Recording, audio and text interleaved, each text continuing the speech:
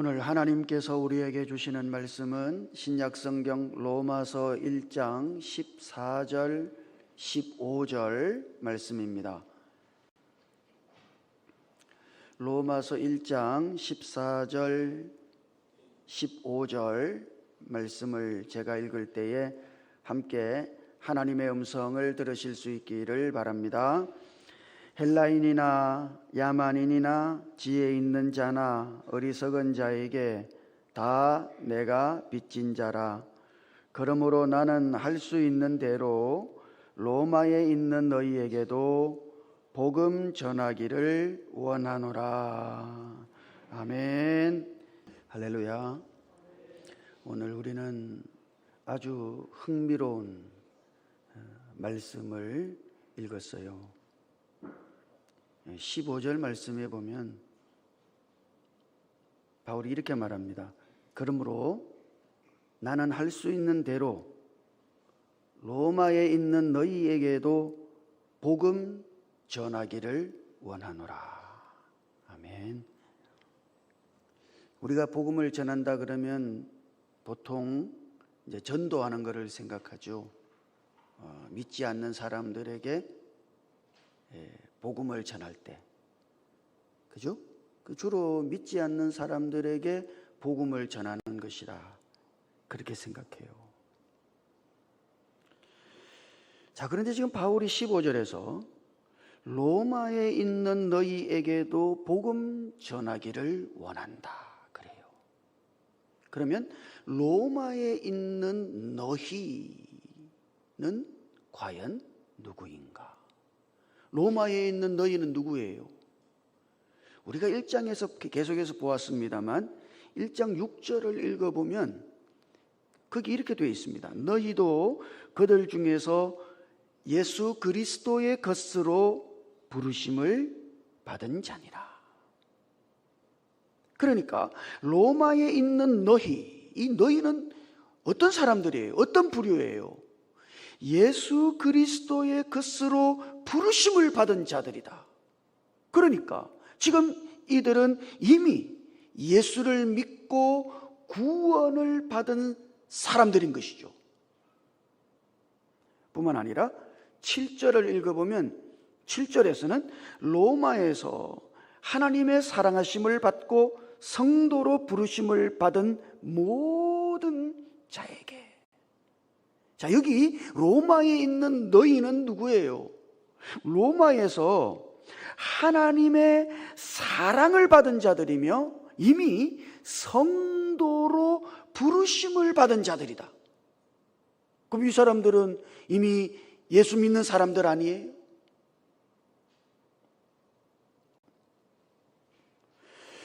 그런데 이런 예수를 믿고 있는 사람들을 향해서도 바울은 나는 할 수 있는 대로 너희에게도, 예수를 믿고 있는 너희에게도, 이미 구원을 받은 너희에게도 복음을 전하기를 원한다고 그렇게 말하고 있습니다. 왜 그럴까요? 왜 지금 바울은 또다시 로마에 있는 이미 예수를 믿고 있는 사람들에게 복음을 전하려고 하는 것일까요? 사실 로마 교회는 언제 세워졌는지 잘 알 수가 없어요. 학자들이 이제 역사나 뭐 이런 거를 추측해서 아마 이쯤 세워졌을 것이다 그렇게 추정하는 거죠. 오순절 성령 강림 사건이 있을 때 그때 예루살렘에 왔던 사람들이 그 예루살렘에서 복음을 듣고 변화되어서 그들이 살던 로마로 돌아가서 거기서 복음을 전해서 세워진 교회일 것이다. 이것이 대부분 학자들의 추측이에요. 정말 그렇다면 바울이 이 로마서를 쓰고 있을 당시에 로마 교회는 몇 년쯤 됐을까요? 아마 20년쯤 됐을 겁니다. 그러니까 세워진 지 20년. 우리로 말해보죠. 예수 믿은 지 20년. 그러면 어때요? 자, 예수 믿은 지가 20년이 됐어요. 그럼 오래됐잖아요. 신앙생활 한 지도. 그러면 일종의 복음의 불감증 같은 것이 생겨요. 복음은 시시한 거죠. 아, 복음, 그거 내가 다 알지.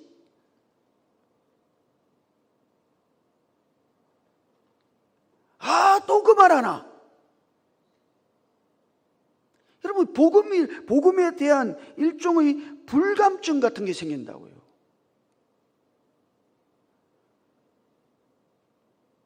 야, 20년 넘게 들었다니까? 다른 거 없어요? 다른 거?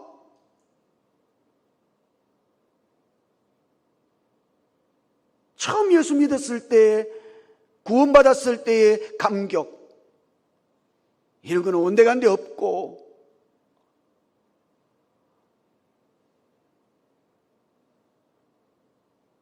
하나님이 나를 사랑하신다는 거, 예수께서 나를 사랑하신다는 거, 그 사랑에 대한 느낌도 없고, 한 20년쯤 지나면 그렇게 되지 않던가요? 그래서 바울은 지금 또다시 복음의 불감증, 구원의 감격이 상실되어져 가고, 예수 그리스도께서 나를 사랑하신다 그래도 가슴이 뛰지 않는 그런 사람들을 향해 내가 할 수만 있는 대로 너희에게도 복음 전하기를 원하노라, 그러는 것입니다. 여러분, 나를 위해 죽으시고 부활하신 예수 그리스도, 그분을 깊이 생각하셔야 돼요. 절대로 이 복음을 놓쳐서는 안 돼요. 예수 그리스도, 우리에게 주신 하나님의 복음이신 예수 그리스도, 그 하나님의 아들을 놓치면 안 돼요. 그분을 깊이 생각하고 복음 안에 부어주신 그 하나님의 은혜와 하나님의 사랑을 깊이 묵상하고 날마다 복음 안에서 가슴 뛰는 삶을 사시기를 주님 이름으로 축복합니다. 인생을 심리 상태적으로 나누어 보면은 크게 두 가지로 나눌 수 있어요. 첫 번째는 채권자형입니다. 아마 우리들 중 대부분이 이 두 가지 중에 하나에 속할 거예요. 첫 번째는 채권자형. 이 사람은 항상 자기는 받은 게 없고 준 것은 많다고 생각해요. 준 거는 많은데 돌아온 거는 별로 없어. 그래서 항상 채권자의 마음으로 살아갑니다. 아, 세상이 왜 이렇게 불공평하지? 아, 내가 열심히 일하고 수고했는데 왜 대가가 이렇게 적지? 나는 많이 베풀었는데 왜 다른 사람에게서 나에게 돌아오는 건 없지? 늘 불평과 불만이 가득해요. 채권자형이지.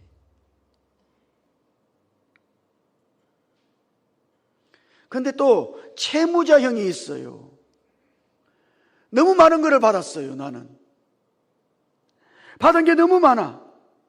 받은 사랑도 많고 받은 은혜도 많고, 그러네 갚을 길이 없어.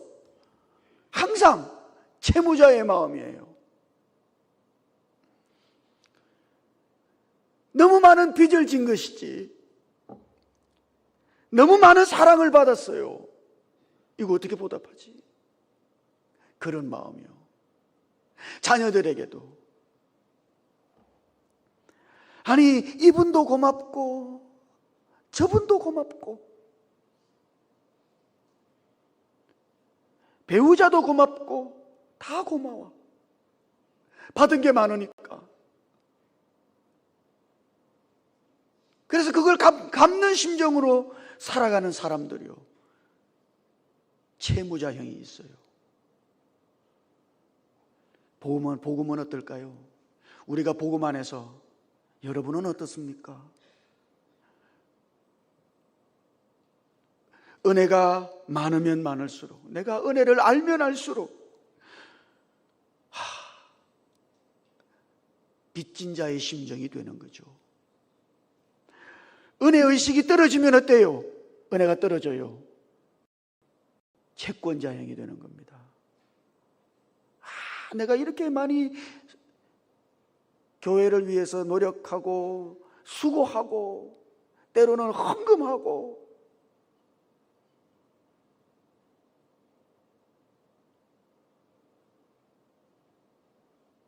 채권자형이 되는 거예요. 그 은혜를 알면요, 복음 안에 있는 하나님의 사랑을 알면요, 이 사랑 어찌 다 갚지? 이 은혜를 어떻게 다 갚지? 그 은혜를 갚는 심정으로 빚진 자의 심정이 되는 거죠. 바울이 그거 아니에요? 여러분, 바울의 일생을 아시죠? 그의 일생은 험해요. 아마 예수 믿는 사람이 바울처럼 된다 그러면 우리 중 많은 사람은 그냥 달아날 거예요.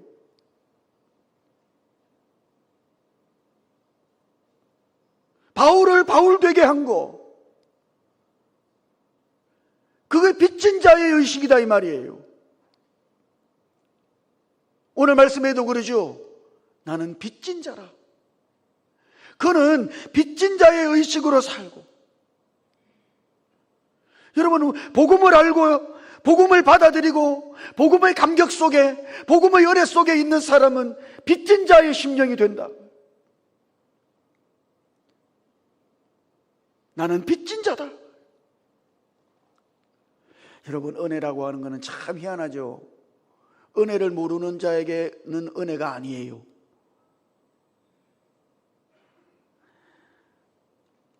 은혜를 은혜로 아는 것이 은혜다.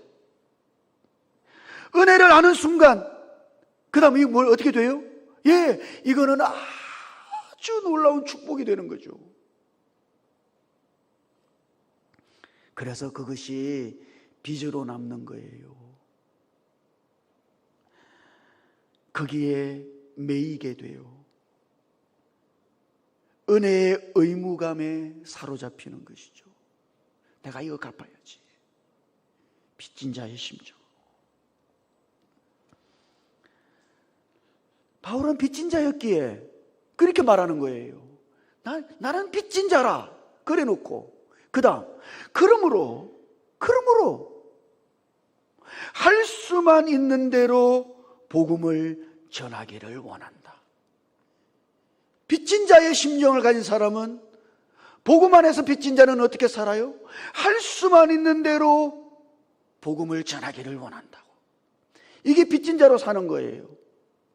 근데 거기 할 수만 있는 대로라는 말은 오해의 소지가 대단히 많은 말이에요. 할 수만 있는 대로 이랬으니까 할 수 있는 능력이 있다면 뭐 이렇게 들린단 말이죠.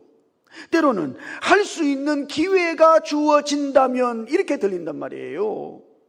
할 수 있는 대로. 그러니까. 근데 원래 이 말의 뜻은 최선을 다해서 라는 뜻입니다. 최선을 다해서 나는 복음을 전하기를 원한다. 왜? 빚진 자니까. 여러분, 사실 빚은 누구에게 졌어요? 하나님께 졌지. 한량없는 하나님의 은혜. 그 은혜를 받고 보니 하나님께 빚을 졌어요. 빚을 졌는데 빚은 누구에게 갚아요? 영혼들에게 갚는 것이지. 이게 바울의 심정이에요. 미국 우주항공연구소의 수석 연구원이었던 스티븐 모리슨이라는 분이 있습니다. 한국 이름으로는 최석춘이라는 분이에요. 이분이 고아였어요. 아니, 고아니까 거리를 헤매다가 뭐 주워 먹고, 그 굶주린 배를 움켜잡고 다리 밑에서 그냥 잠을 청하고, 떠돌이 고아죠. 그러다가 다행히 이분이 미국의 독실한 기독교 가정에 입양이 됐습니다. 근데 어느 정도 자랐을 때 그 양아버지가 이렇게 말하는 거예요. 야, 내 인생에서 가장 잘한 거 3가지가 있다. 하나는 예수를 믿은 거다. 그 내가 참 잘했다고 생각합니다. 그 다음은 아내를 만난 것이다. 그리고 3번째는 너를 입양해서 네 양아버지가 된 거다. 이 최석춘 씨가 어릴 때 그 말을 듣고 너무 고마운 거죠. 그래서 이분이 한국 입양 홍보회라고 하는 엠팩이라고 하는 그 회를 설립해 가지고 열심히 입양 운동을 해요. 강연도 하고. 빚은 누구에게 졌어요? 양아버지에게 졌지. 근데 빚을 누구에게 갚아요? 또 다른 고아들에게 갚는 거죠. 그럼 복음은 그런 겁니다. 빚은 하나님께 졌어요. 은혜는 하나님께 받았으니까. 그러나 그 빚을 누구에게 갚아야 돼요? 영혼들에게 갚아야 하는 거죠. 내가 예수 믿기 전에 마치 불쌍한 고아처럼 있을 때, 그때 나를 불러주시고 나를 택해 주신 그 하나님의 은혜를 생각하고, 여전히 복음 밖에서 예수 믿지 않고 하나님의 저주 속에 살아가는 그 영혼들을 품고 그 영혼들에게 복음을 전하는 거, 그것이 복음의 빚진 자의 삶이에요. 그래서 바울은 지금 나는 할 수만 있는 대로 로마에 있는 너희에게도 복음 전하기를 원하노라, 그렇게 말하는 거죠. 여러분, 바울이 구원받은 이유를 아시나요? 바울이 잘나서가 아니에요. 어느 날 바울이 다메섹에 예수 믿는 사람들 잡아 죽이려고 가고 있을 때, 그 교회를 핍박하고 교회를 완전 말살해 버리려고 다마스커스로 가고 있을 때, 그때 호련히 주님께서 바울에게 나타나신 거 아닙니까? 왜 나타나셨어요? 바울이 똑똑하니까? 바울이 공부를 많이 했어. 야, 얘는 써먹을 수 있겠네? 이래서요? 아니에요. 주님께서 바울에게 나타나신 이유를 말할 때 주님이 이렇게 말씀하셨어요. 내가 너에게 나타난 것은 너를 통하여 이방인에게 복음을 전하게 하기 위해서다. 이것이 주님께서 바울에게 나타나신 이유예요. 저 이방인들, 구원받아야 할 이방인들 때문에 하나님은 바울을 만나신 것이죠. 그렇다면 바울은 말이죠, 저 구원받아야 할 이방인들에게 일종의 빚진 자다, 이 말이에요. 왜? 이방인들 때문에 구원받았으니까. 여러분, 오늘 우리는 어떻습니까?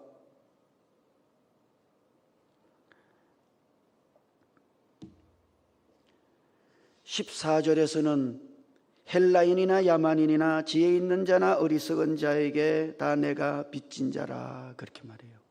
그 이상한 거는 로마에 쓰는 편지인데 왜 헬라인이나 이렇게 말 안 하는가? 로마인이나 야만인이나 이래도 되는데 왜 바울은 헬라인이나 야만인이나 이렇게 말하는가? 여러분, 로마가 세계를 지배하기 전에 헬라가 세계를 지배했어요. 알렉산더 대왕이요. 이 알렉산더 대왕이 온 세계를 지배하면서 각 나라에 자기 헬라의 문화를 심었어요. 그 지배하는 나라마다 모든 나라에 헬라 문화를 심었어요. 그래서 유식한 사람은 모두 헬라 사람인 거예요. 헬라 말을 할 줄 알고 헬라 문화권에 속하고 헬라의 철학을 아는 사람, 그 유식한 사람들이죠. 그 유식한 사람들을 가르쳐서 헬라인이라 해야 된단 말이죠. 자, 그러니까 지금 바울은 문명인에게나 문명과 상관없는 야만인에게나 어느 누구에게든지 우리는 때로 이런 생각을 가지고 있어요. 복음을 전하는 것은 강한 자가 약한 자에게, 때로는 무엇인가를 좀 유식한 사람이 때로는 잘 모르는 사람들에게 전하는 것이다, 이렇게 생각하기 쉬워요.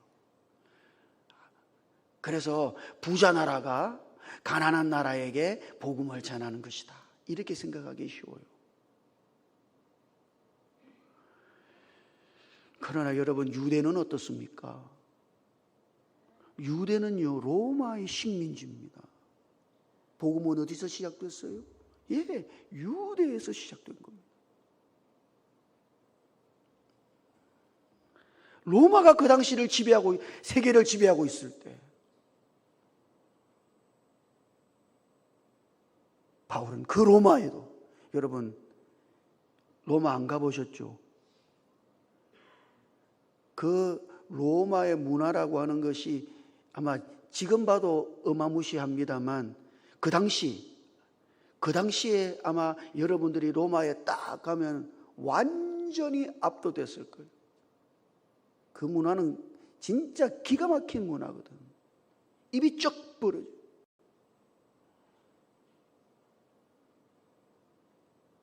그런 사람들에게도 바울은 복음을 전하고, 누구에게든지 사람을 가리지 않아요. 우리는 그러죠. 이 사람은 이래서 안 되고 저 사람은 저래서 안 되고 이유가 많아. 그러나 복음을 전하는 사람은 이유가 없어요. 누구에게든지, 헬라인이나 야만인이나 지혜 있는 자나 어리석은 자나 모두에게 빚진 자다. 사랑하는 성도 여러분, 복음 안에서 복음의 빚을 진 사람으로 바울처럼, 그 빚을 갚는 심정으로 바울처럼 복음을 전하고 사시기를 주님 이름으로 축복합니다. 그런 은혜가 우리 새생명 전도 축제 기간 내내 오늘 우리 안에서 일어나게 되기를 주님 이름으로 축복합니다. 기도하십시다. 주여, 우리로 하여금 다시 복음 안에서 우리의 가슴이 뛰게 하시고 나를 사랑하시는 그 주님의 사랑 안에 다시 감격하게 하시고 복음의 빚진 자로서 우리가 최선을 다해 복음을 전하며 살아갈 수 있도록 은혜를 베풀어 주시옵소서. 우리 주님 예수님 이름으로 기도드립니다. 아멘.